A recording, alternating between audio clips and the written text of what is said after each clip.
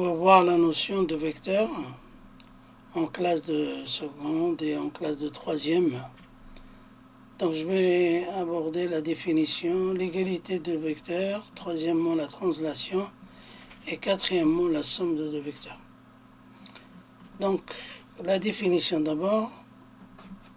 Donc on a un vecteur AB, il est défini, c'est un élément du plan défini par deux points.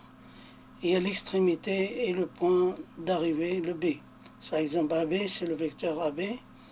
On a une direction, c'est-à-dire la droite qui est en pointillé, un sens de A vers B, et en longueur. Il y a la longueur pour AB.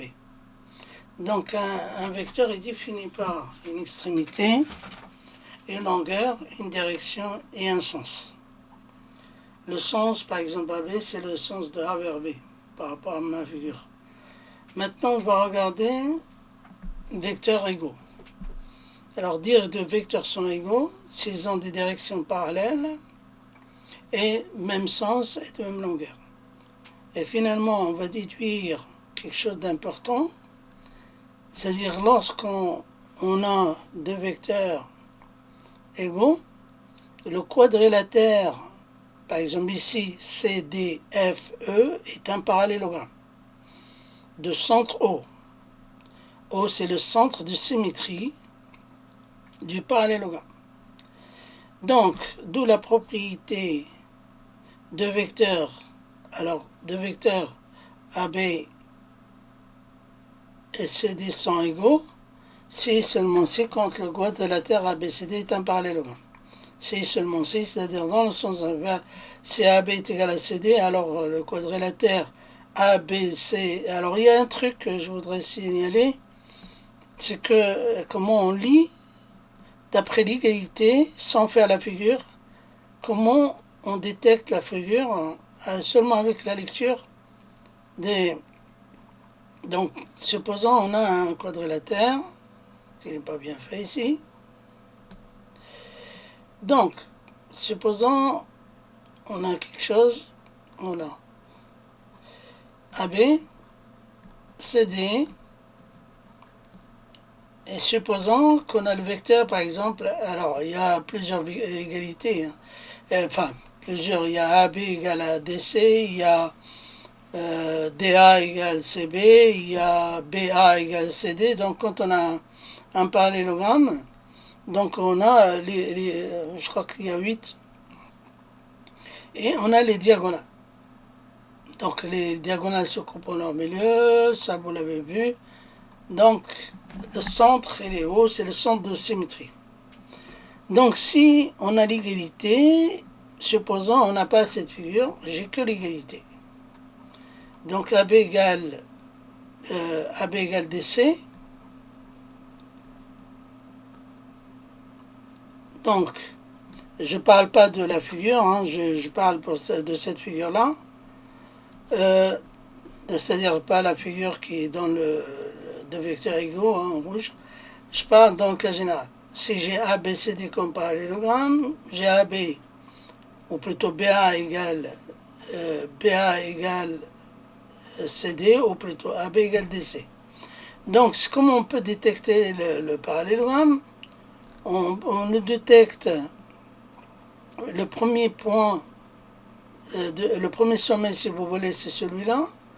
Le deuxième, c'est celui-là. Le troisième, par contre, c'est celui-là. Et le quatrième, c'est celui-là. Donc, sans regarder, si on regarde la figure, ben ça c'est A, B, C, D. Alors, pour les diagonales, c'est pareil. On peut les détecter sans regarder. D'après l'égalité, je peux déduire les diagonales. Ben, il y a la première diagonale en vert, c'est ça. Et la deuxième diagonale, c'est ça. Donc, si vous voulez, A, C et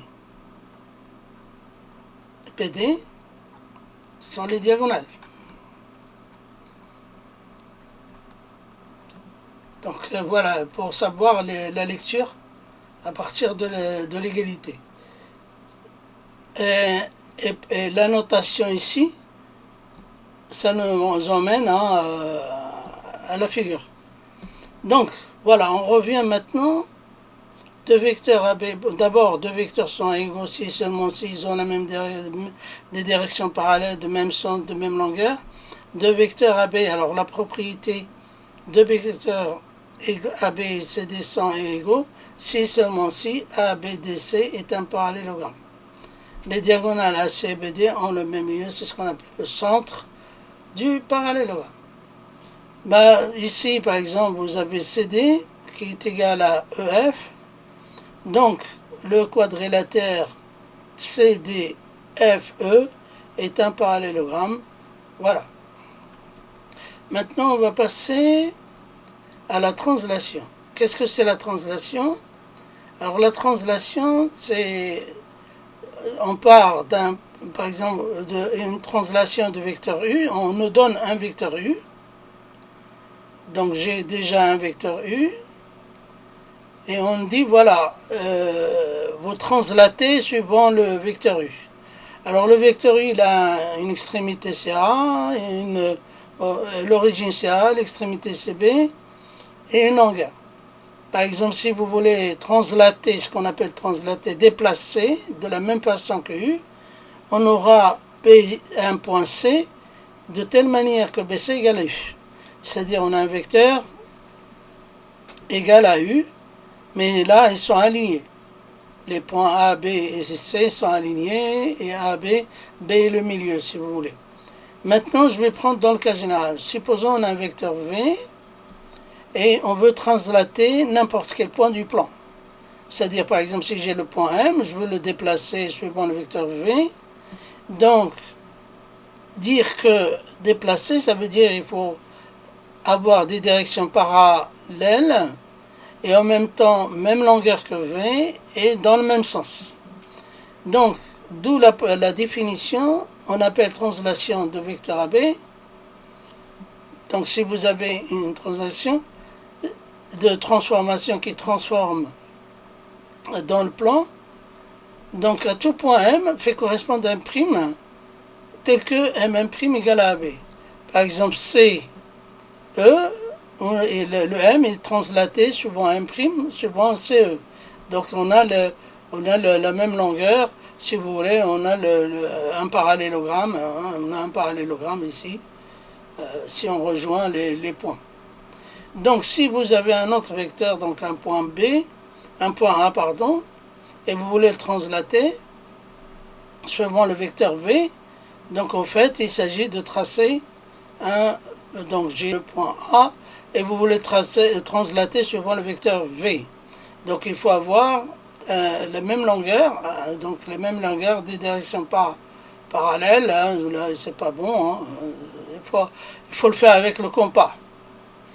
Donc vous pointez la longueur de CA, vous pointez en E, c'est un E, là, et vous prenez la largeur CF et vous pointez donc là en E. Et on a deux arcs. Et finalement on a le vecteur AB. Donc voilà, je vais pas, ça c'est pas bon.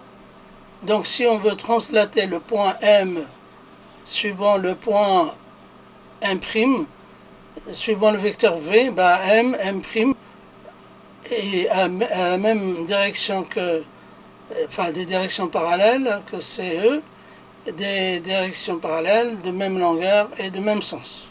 Donc si vous voulez, CEM', CEM' est un parallélogramme. Alors on va passer maintenant à un exercice. Il s'agit de détecter trois vecteurs qui sont égaux de direction horizontale. J'ai dit trois, un peu dans la figure, mais on ne voit pas très bien, mais voilà.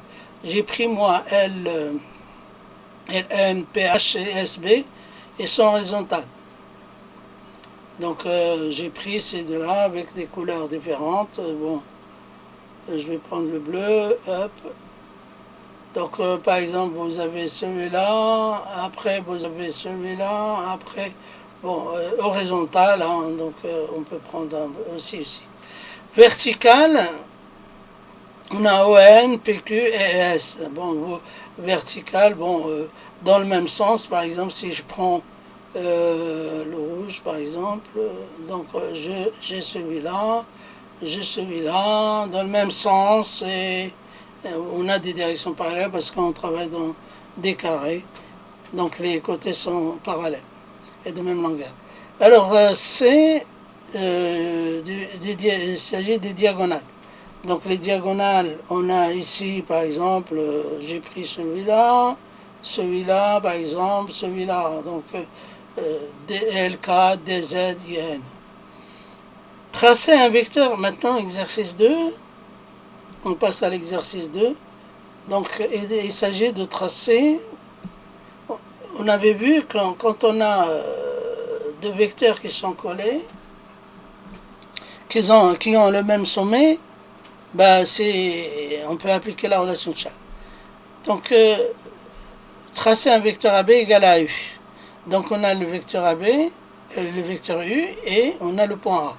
Donc, c'est seulement pour savoir comment on fait avec le compas. Donc, vous prenez la longueur EA, vous pointez en F. Donc, on pointe en F. Donc, première étape, la longueur. Après, vous prenez la largeur EF et vous pointez en A. Et on a le vecteur, donc on a deux arcs qui se coupent, et avec le compas, et on a deux vecteurs qui sont égaux. Et d'où un parallélogramme aussi, c'est comme ça qu'on trace un parallélogramme. Maintenant, la somme de deux vecteurs. La somme de deux vecteurs, on a AB et le vecteur AC. Et il s'agit de faire la somme. Donc, la somme, en fait, on a la somme vectorielle. Donc, on a AB et on va lui ajouter AC. Alors, qu'est-ce qu'on remarque? On remarque que AC, elle est égale à BD.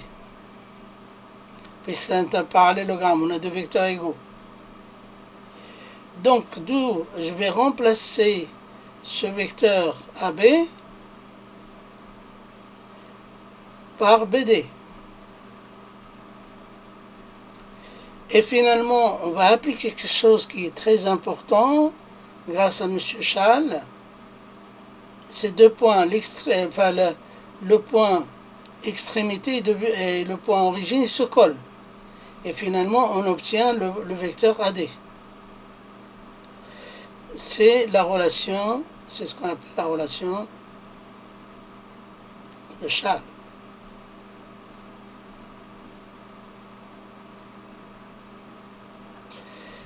Donc, si vous regardez la figure, on passe par AB, voilà le vecteur AB, plus le vecteur BD, et ben on trouve AD, c'est la somme vectorielle de ces deux-là.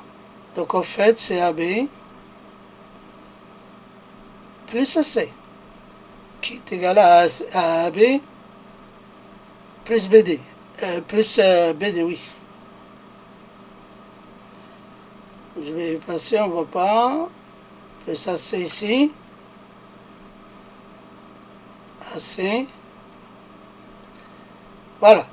Alors, en physique, on dit on a une force F1, par exemple. Si vous avez une force F1, et quelqu'un qui tire là aussi, ben, si on fait l'équivalent des deux forces, c'est comme si on tire, c'est ce qu'on appelle la résistante, on tire vers A avec une seule force, l'équivalent de la somme des deux. Voilà. Alors maintenant, donc vous avez la propriété ici, vous avez la somme vectorielle avec la relation de Schall. Un exercice. Exercice 1, construire la somme de deux vecteurs U et V. Donc il s'agit de cette figure-là. Alors, comment on fait? On translate, c'est-à-dire vous prenez un point n'importe, par exemple ici, et soit avec le compas, vous tracez le quadrilatère IEFJ, soit avec la règle et l'équerre, vous assurez les parallèles et la longueur. Donc U, vous avez U ici. On a le vecteur, alors, le vecteur U, c'est celui-là, hein. Donc celui-là, on l'a transporté ici. Et on la transporte. Donc U, qui était égal à EF, et on a V qui est égal à IK. Donc U plus V, ben c'est la même chose que IJ.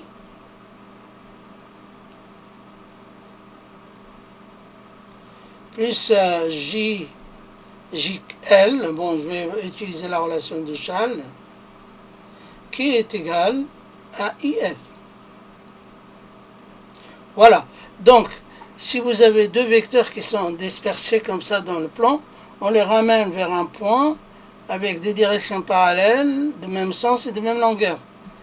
On a un point et on applique donc la somme vectorielle avec le compas et on a la somme de ces deux vecteurs. Maintenant, un deuxième exercice, il s'agit de simplifier l'expression qui est ici. Donc, cette expression-là,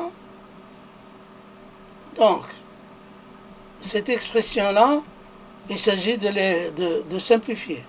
Or, ce genre d'exercice, on applique la relation de Schall en général. Donc, j'ai des vecteurs, j'ai ramené AP, je lui ai ramené PS. Après SA, après KL, je lui ai ramené L, et après EF, et GFA. Et pourquoi? Parce que pour appliquer la relation de Schall, à chaque fois, j'ai l'extrémité et l'origine. Donc là, c'est AP, là, ça serait AS, plus SA. C'est comme les calculs de gauche vers la droite. Là, c'est KLG, KG, pardon, parce que ces deux-là, ces deux-là, je vais les mettre avec une autre couleur. Donc ces deux-là, on les regrouper parce qu'on a le même L, et les là, extrémité, là, c'est origine. Donc c'est LG. Après, donc là c'est LG, le vecteur LG. Après, il reste EF plus FA, donc c'est EA. Après, qu'est-ce qu'on jouait? PS plus SA, ça fait, ça c'est A, non c'est AS, plus SA, ça fait AA. Et j'ai oublié de dire que le vecteur AA, c'est le vecteur nul. Plus LG, plus EA.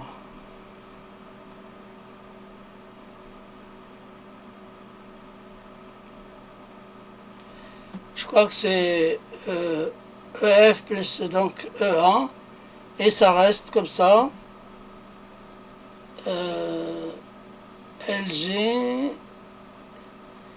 LG plus, donc là c'est LG. Donc voilà, donc là c'est le vecteur nul. Alors à savoir que n'importe quel point AA c'est le vecteur nul. Donc ce genre d'exercice on applique la relation de Schall. Voilà ce que je peux dire pour ce cours-là. Je vais attaquer les exercices après la prochaine fois.